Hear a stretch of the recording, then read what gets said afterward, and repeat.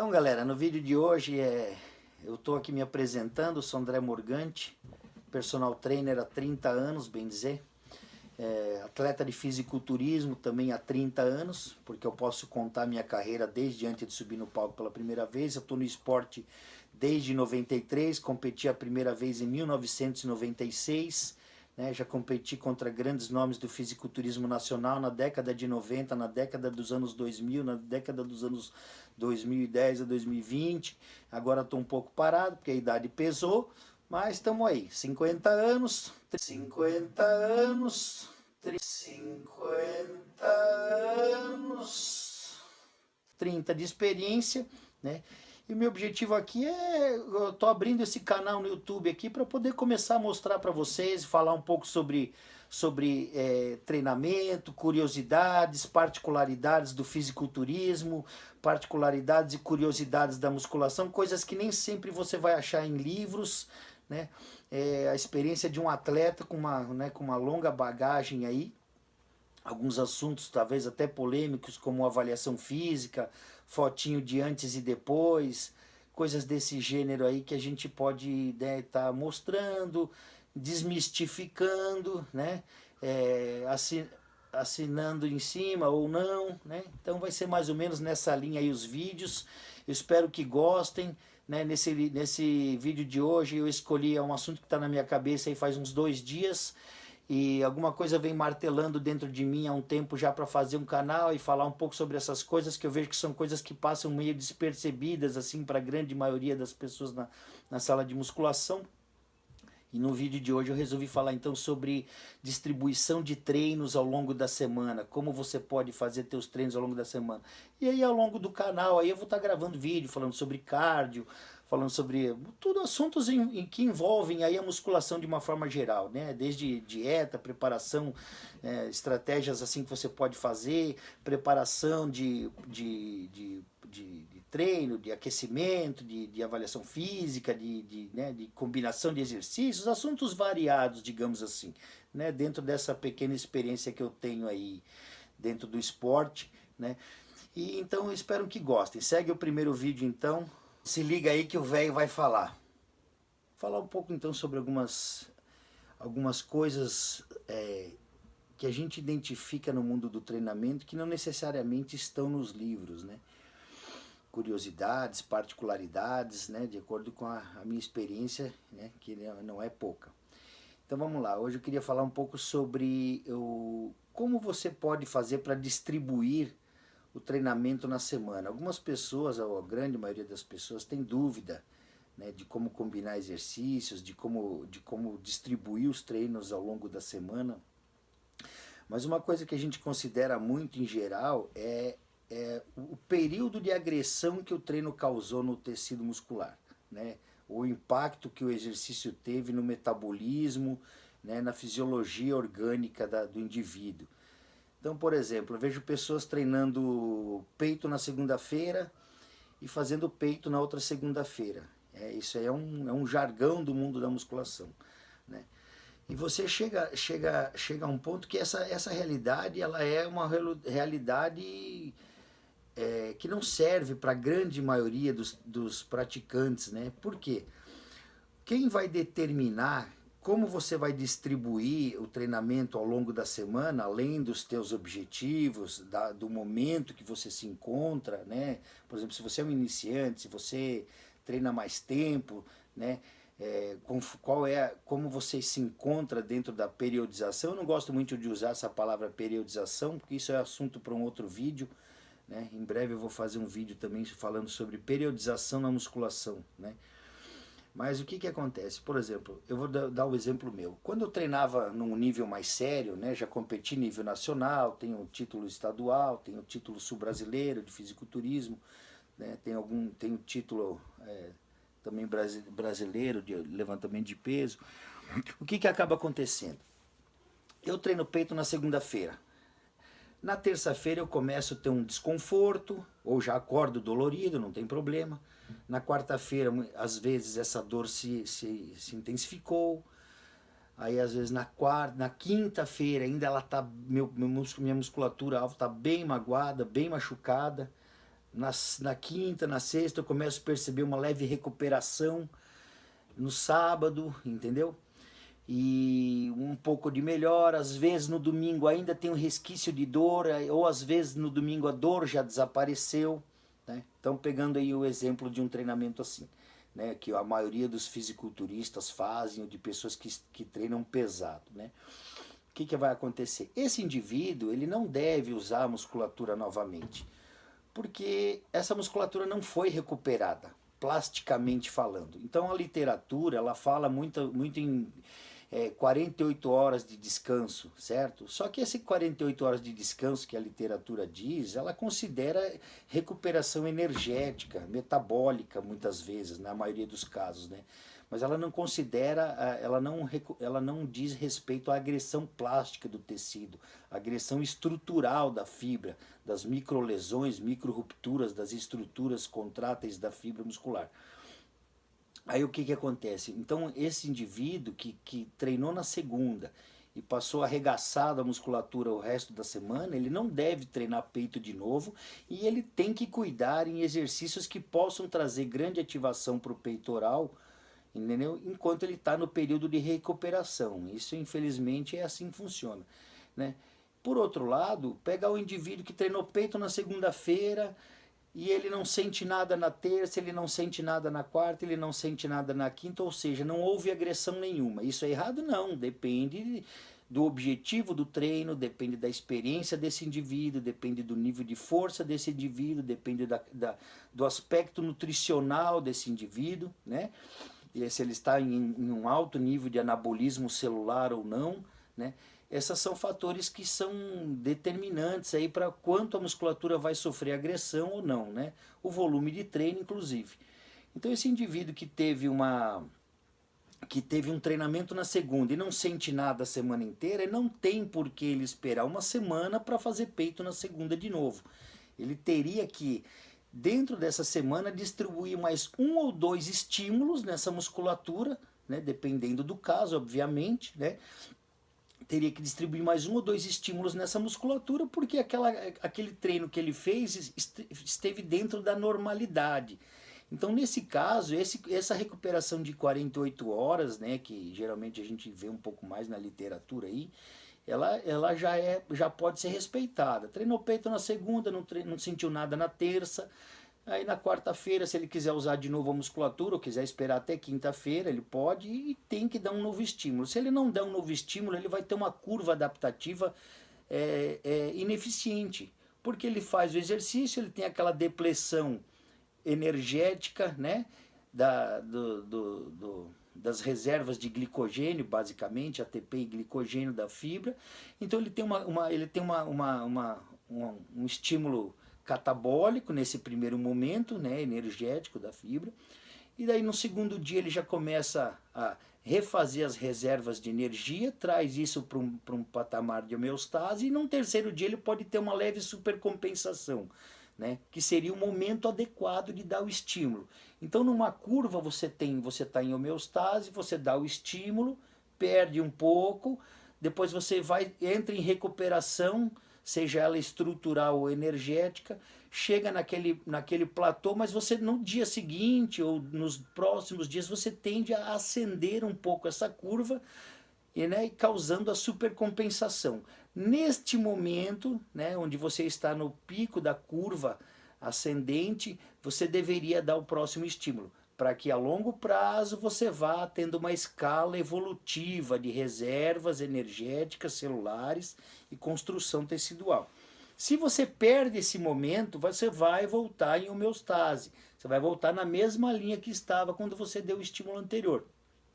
Então o que vai acontecer? Você vai ser aquele cara que treina, faz um catabolismo, faz a compensação e perde o ponto ideal. Então o que é o ideal? É você achar para cada indivíduo, para cada nível de treinamento, para cada objetivo, como você vai distribuir esse estímulo ao longo da semana. Aí nós chegamos num outro fator. Esse estímulo não necessariamente vai ser igual para todos os músculos. Eu posso ser um camarada que treina o peito e fico com o peito bem dolorido na segunda-feira, treino na segunda-feira e fico com o peito bem dolorido na terça. na quarta já começa uma melhora, por exemplo, na quinta estou bom e na sexta eu poderia estimulá-lo novamente. Porém, nesse mesmo indivíduo que pode treinar costas na terça-feira e não sentir nada na quarta, nada na quinta, nada na sexta, o que é muito comum.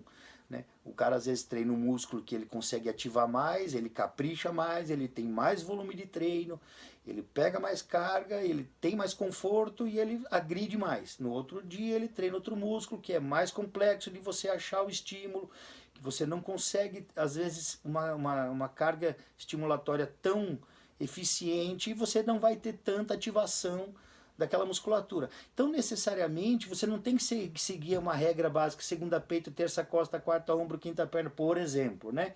Você precisaria o quê? Você precisaria lidar com cada grupo muscular conforme o efeito do treino anterior.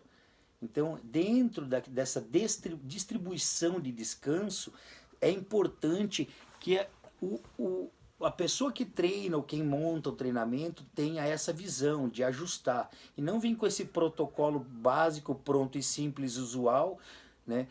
Principalmente para alunos menos experientes, que não conseguem tanta agressão plástica do tecido. A agressão plástica não tem nada a ver. A literatura fala 48 horas, você pode ficar uma semana sem andar num treino de perna. Vai fazer o quê? Vai esperar 48 horas? Então por que eu estou falando isso?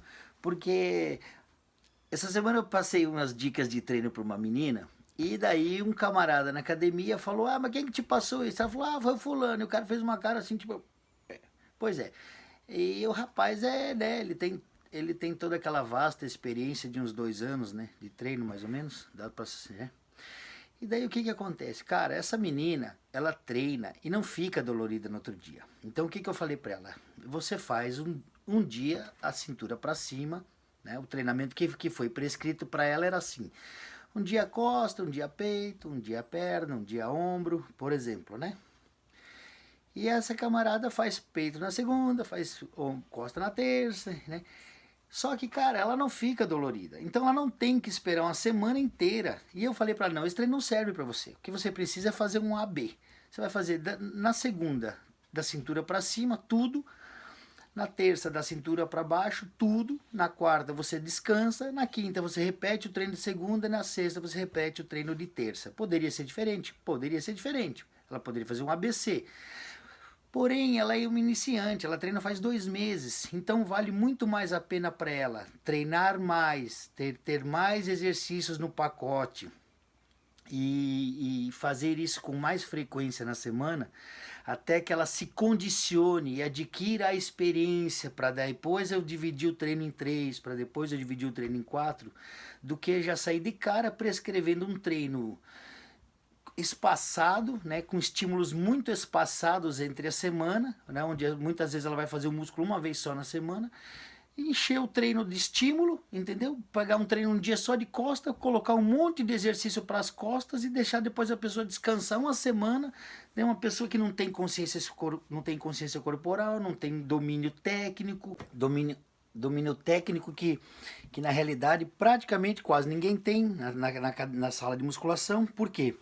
Porque tanto na sala de musculação quanto nas faculdades a gente é ensinado a usar os aparelhos, a gente é ensinado a fazer os movimentos, mas a gente não é ensinado a usar os músculos. Então, partiu daí, meu amigo, já tem muita coisa a se questionar, né?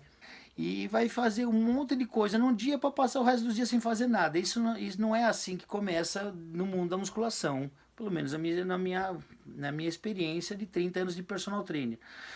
Vale muito mais a pena estimular essa pessoa mais vezes, com mais frequência, para acordar mais a musculatura, do que pegar uma musculatura que está descansada de uma semana, dar uma surra, depois dar uma semana de descanso e dar mais uma surra, entendeu?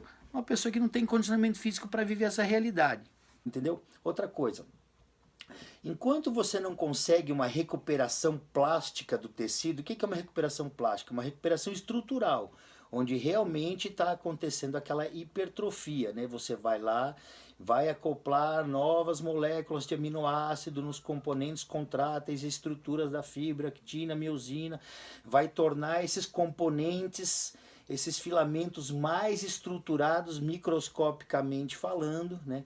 E quando essa recuperação não está completa, a ressíntese do glicogênio está comprometida. Então, dentro da agressão estrutural que você faz na fibra, num treinamento, você só vai conseguir supercompensação de componentes energéticos, aumento de reservas de glicogênio, basicamente, depois, de forma eficiente, obviamente, né? Depois que você tiver a recuperação estrutural toda, né? O ambiente não se torna propício para que você faça grandes restaurações energéticas se os componentes teciduais ainda estão lesionados, inflamados e agredidos. Então, quando você consegue entender essa dinâmica de, poxa, esse indivíduo que treinou peito na segunda e ficou arregaçado a semana inteira, lá por sexta, sábado, domingo, que seja, que ele vai entrar no processo eficiente de supercompensação de reserva energética, que seria o anabolismo, né? Quando você consegue essa condição, como é que você vai considerar um indivíduo em anabolismo se ele tem toda a inflamação e as rupturas estruturais, né, contráteis da fibra? Então, nesse indivíduo que ele vai conseguir supercompensar só nesses últimos dias próximo à próxima segunda-feira, em alguns casos, digo mais, em alguns casos até, às vezes, ele ainda não supercompensa bem, dependendo do músculo e do processo inflamatório gerado, ele não vai conseguir uma boa recuperação.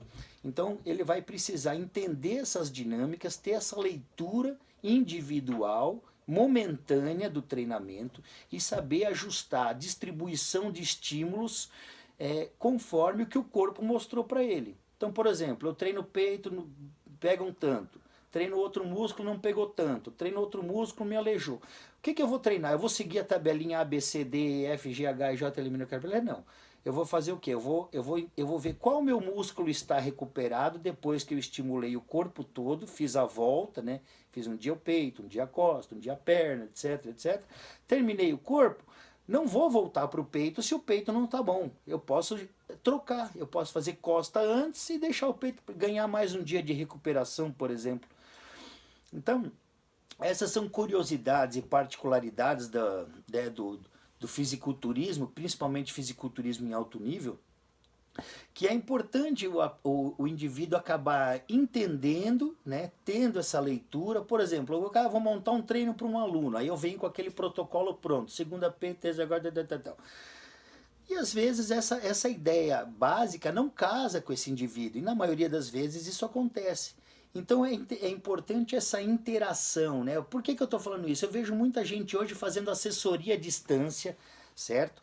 E montando protocolos de treino para os caras. Como é que você monta um protocolo de treino? Eu estou como personal trainer, eu tenho só 30 anos de experiência em personal trainer.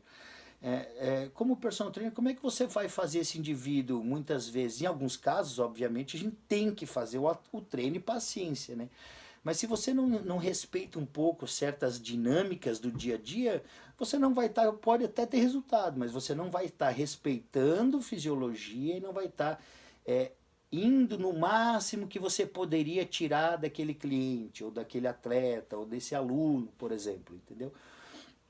Então é importante que a prescrição seja feita de acordo com o feeling e esse feedback individual, né? Porque senão você vai ser mais uma pessoa. Imagina assim, ó, um outro exemplo clássico, uma analogiazinha boba aí que eu gosto de fazer quando eu explico isso para alguém. Imagina que você tem que fazer uma viagem no sábado, mas você infelizmente teve um problema no carro na terça-feira. Foi uma batidinha ou foi um problema mecânico, não importa. Se você leva o carro na mecânica na quarta-feira, é um problema relativamente simples, o mecânico arruma o seu carro, quinta-feira ou sexta ele te entrega e você viaja no sábado, certo? Então o carro está pronto para viajar no sábado. Se você tem um problema mais sério, né, no motor, uma batida um pouco mais séria, e você precisa viajar no sábado, mas isso aconteceu na terça, o seu carro não vai ficar pronto, você não vai poder viajar, certo? E da mesma forma, você andou com o carro na terça e não aconteceu nada, não quebrou, não bateu, certo? Você pode andar com o carro na quarta, na quinta, na sexta e viajar no sábado. Então, muitas vezes, você fazer um treinamento que traga uma agressão plástica, tecidual, estrutural, que seja desproporcional aos dias de descanso que você costuma dar, também não é uma estratégia muito boa. Então, por exemplo, o que eu quero dizer com isso? O carro bateu na terça, moeu. Cara, vai ficar 15 dias na oficina, meu irmão. Você não vai poder viajar no sábado com esse carro aí, certo? Muitas vezes acontece isso com a musculatura. O maluco machucou a musculatura numa intensidade tal que chegou na outra segunda-feira, ele não supercompensou ainda. Ele não conseguiu compensar de verdade, né, a musculatura. E aí ele quer treinar peito na segunda. Então isso muitas vezes a longo prazo vai atrapalhar o resultado. Então essa é a dinâmica ali do exemplo que eu dei do carro. Então muitas vezes, se você tem aquela batidinha menor ou um probleminha mecânico mais simples, que você consegue estar com o carro pronto no sábado para viajar, é melhor do que aquele, né? Claro que parece uma coisa boba isso, mas só para, né, ilustrar, né? De que adianta eu machucar demais a minha musculatura, causar um estrago tremendo, onde meu corpo vai levar vários dias com uma inflamação severa, liberando uma série de substâncias negativas e levando vários dias para restaurar o meu músculo para que ele possa entrar em trabalho de forma eficiente e produtiva novamente, sendo respeitado fisiologicamente, né?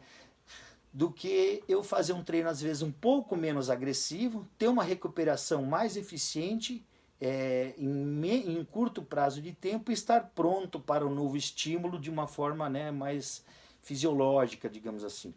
Então nem sempre mais é mais. Muitas vezes menos é mais. Você muitas vezes precisa entender.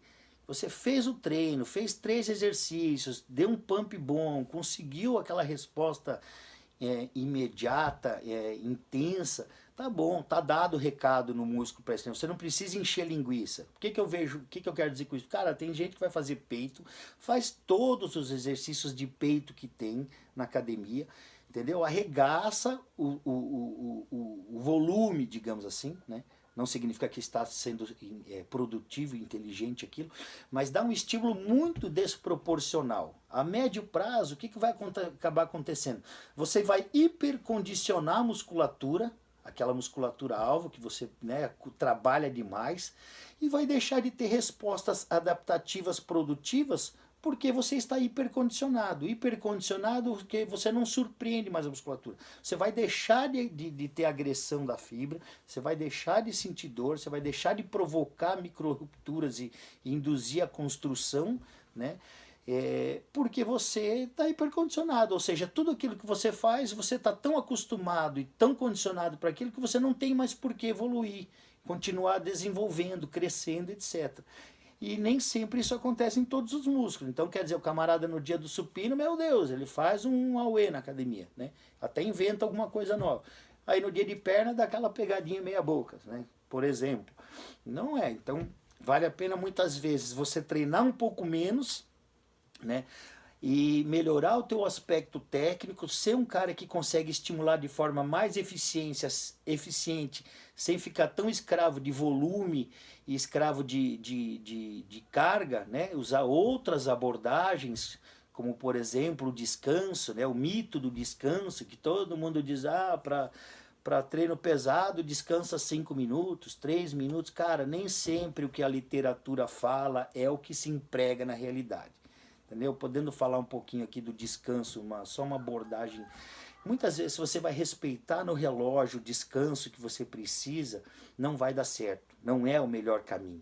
Qual é o melhor caminho? Cara, é você, a cada série, você entender, prestar atenção no seu corpo, como você está se recuperando e não no celular, né? Então você sai de um exercício, não puxa o celular do bolso, nem fica com o celular no bolso. Quem treina não fica com o celular no bolso, certo? Você terminou a série, você vai prestar atenção na sua respiração, no seu psicológico, entendeu? E aí você vai dentro dessa leitura, quanto tempo você precisa, certo? Ficar parado, respirando e reconhecendo a fadiga muscular, o quanto teu peito está ardendo, o quanto ele está se recuperando, para que você, o mais rápido possível, sinta-se pronto para ir para a próxima série, tendo em vista ou considerando que carga você vai usar na série seguinte. Então, por exemplo, eu aumentei o peso, preciso me sentir pronto física e psicologicamente para ir para a próxima série com mais carga. Mantive o peso, Então eu tenho que me descansar o suficiente para que eu me sinta pronto física e psicologicamente para fazer uma nova série com aquela mesma carga. Né? Ou diminuir o peso, estou fazendo uma série, uma pirâmide decrescente, então eu vou descansar um pouco menos, entendeu? Para tentar fazer com que uma ativação metabólica maior. Então cada estímulo, cada realidade, cada momento, cada músculo, cada indivíduo vai ter que ter essa leitura individual. Se você não faz isso, não é bodybuilding, meu amigo. Não é bodybuilding, tá ligado? Você está fazendo musculação de outro mundo. Bodybuilding de verdade, você considera todos esses parâmetros, obviamente, né? O iniciante, o intermediário não tem essa leitura, não tem esse conhecimento, mas é uma coisa a se buscar. Todo mundo tem que estar o tempo inteiro no treino, se reconhecendo. Como eu estou, como está meu corpo, como está minha mente para a próxima série. Como eu estou hoje, né? Como eu vou distribuir. Eu não sou muito a favor de protocolo pronto, né? E fico triste quando eu vejo a carinha, às vezes, faz uma série, puxa o celular, 10 minutos faz outra série, puxa o celular, treino de peito de 3 horas e 49 minutos. Entendeu? Funciona, vai funcionar. Né? Fez força, meu amigo, vai funcionar. Fez força do jeito errado, vai funcionar. Vai ter resultado? Vai. Principalmente considerando no bodybuilding o uso do esteroide. Você tendo esteroide, meu amigo, você periga inchar até no sofá vendo TV. Porém, construção tecidual, estrutural a longo prazo, são poucos atletas que conseguem de verdade. Uma máxima do bodybuilding hoje é muito do volume que nós carregamos como fisiculturistas é glicogênio e água. Né? Então é difícil você mensurar, esse já é tema para outro vídeo, que é o tal negócio da avaliação física de composição corporal. Mas assim, é difícil você mensurar o quanto esse indivíduo tem de hipertrofia real, né, construção tecidual, estrutural, e quanto esse indivíduo tem de hipertrofia metabólica, aumento de mitocôndrias, retenção de glicogênio, fluidos celulares, deixando ele volumoso, mais forte muitas vezes, porém vulnerável. Primeira diarreia, primeira descuido na alimentação ou qualquer outra coisa assim, o nego se esvai, a musculatura murcha. Então eu já cansei de ver casos, a menina, meu parei 3 meses porque tive uma cirurgia, perdi tudo, perdi 10 quilos. Pois é, era só glicogênio e água a moça, né? Só tinha glicogênio e água, porque treina demais, né? Faz muito exercício, faz muitas vezes na semana, entendeu? Estimula muita queima de glicogênio e com a adaptação a isso tem muito aumento de reserva de glicogênio, porém não está ficando musculoso.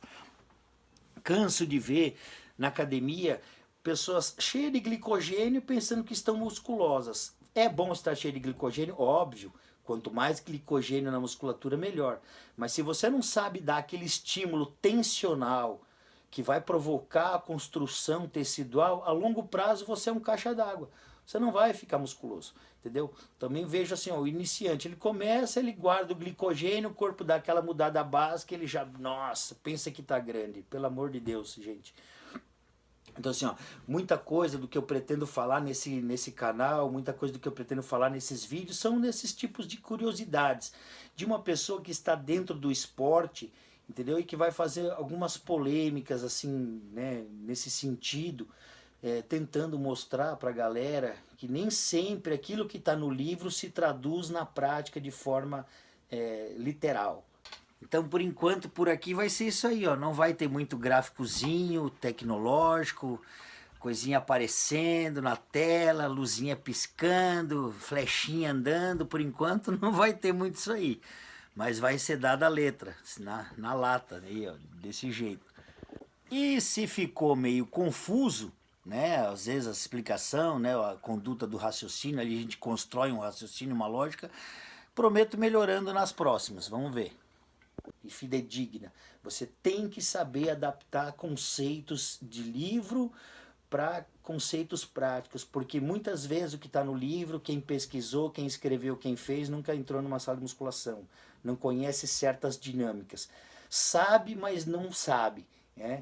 sem desmerecer, obviamente, pesquisadores e tudo, mas tem muita coisa que não se traduz na prática. Eu tenho livro escrito também, já escrevi livros sobre treinamento e muita coisa do que se faz na teoria não se traduz facilmente na prática. Você tem que saber pegar o que está escrito e ajustar para o mundo prático. Se você não faz isso, você é mais um na multidão. Eu digo assim, é mais um que sabe falar bonito, sabe falar de metabolismo, sabe falar de palavras difíceis para impressionar os outros, e aí vai lá e faz o 3 de 10, né, com 1 minuto e 30 de descanso no relógio. Vai funcionar? Vai funcionar, com certeza. Né? Mas é o melhor caminho? É o certo? Não, não é o certo. O certo é você conseguir ajustar para você ou para os seus clientes, né, dependendo do caso, ou para o seu atleta, esse tipo de abordagem, como eu falei no vídeo todo aqui, certo? E aí, galera, também aqui eu vou estar demonstrando também muitas vezes exercícios na academia, vou gravar vídeos, entendeu? Sobre curiosidades de tudo que é tipo de assunto voltado, que diz respeito ao mundo da musculação, né? E então, de repente, né, galera que curte esse assunto aí, ó, fica ligado, porque também vai ter vídeo na academia, demonstração de exercícios, de técnicas, coisas assim que são diferentes do que é usual e comum no mundo da musculação. Bora ver. Então, galerinha, ó, esse foi o vídeo de hoje. Espero que tenham gostado. Eu pretendo, né, tá aí, vamos tentar aí, sempre que eu tiver me inspirado aí, vou postar um vídeo novo. Peço a galera aí que siga o canal, se intere desses assuntos que são importantes, tentando levar a galera para um nível acima, aí um pouco mais de compreensão sobre o treinamento, né? Também aceito sugestões aí de temas que a gente possa discorrer aí sobre o assunto. Fora isso, vamos ver aí sobre responder perguntas, né? Não estranhe se eu demorar um pouco para responder. Eu tenho outro canal no YouTube sobre um canal sobre armas e tiro, né? E então são 2 canais que eu tenho para administrar, né? No tiro eu não tenho tanta experiência, eu tenho, né, tenho experiência, mas não tenho, né? O tiro é mais um hobby, sim, né? Que é uma coisa que eu gosto de fazer. E no fisiculturismo eu tenho experiência de sobra. Então eu vou tá com esse canal a partir de hoje. E se inscrevam, me ajudem aí, ativa o sininho para ficar ligado, que quanto mais empolgado eu tiver, mais vídeo eu vou fazendo e vou respondendo aí para a turma. E quem quiser também pode seguir no Instagram, o meu Instagram é André Morgante Personal. Ali vocês vão achar fotos sobre a minha vida no esporte, sobre um pouco de mim na academia. Não costumo postar muita coisa, porque um cara que nem eu sou de uma geração que não tinha internet, não sou muito tecnológico, mas volta e meia posto um vídeo, faço umas poses, faço um comentário ou outro no Instagram, mas lá tem fotos da minha carreira, eu competindo, tem vídeos competindo, treinando, então tem bastante coisinha legal lá também que dá para dar uma olhada e conhecer um pouco mais sobre mim, sobre quem eu sou e sobre o meu histórico no fisiculturismo nesses 30 anos. Então esse foi o vídeo de hoje, espero que tenham gostado. Não esqueçam, se inscreva, deixa o like, ajuda nós aí e para fortalecer de forma geral. Falou, valeu!